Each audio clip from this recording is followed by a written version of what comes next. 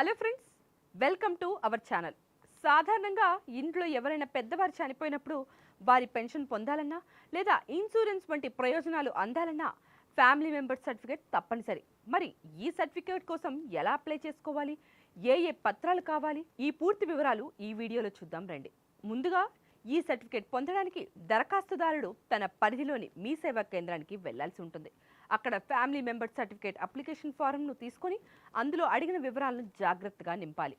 దీనిని ప్రధానంగా చనిపోయిన వ్యక్తి యొక్క డెత్ సర్టిఫికేట్ ఖచ్చితంగా జత చేయాలి.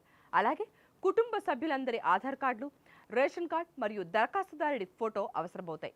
ఇవన్నీ సిద్ధం చేసుకున్న తర్వాత మీ సేవలో నిర్ణీత రుసుము చెల్లించి దరఖాస్తు చేసుకోవాలి.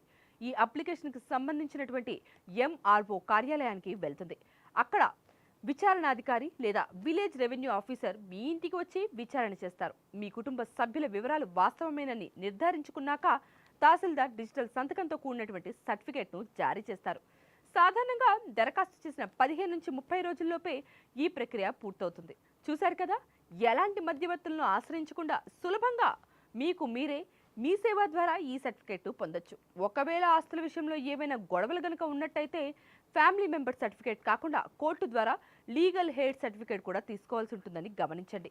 ఈ సమాచారం మీకు నచ్చితే లైక్ చేయండి, మీ స్నేహితులకు తప్పకుండా షేర్ చేయండి. మరిన్ని అప్డేట్స్ కోసం మా ఛానల్ను సబ్స్క్రైబ్ చేసుకోవడం అస్సలు మర్చిపోకండి. ధన్యవాదాలు.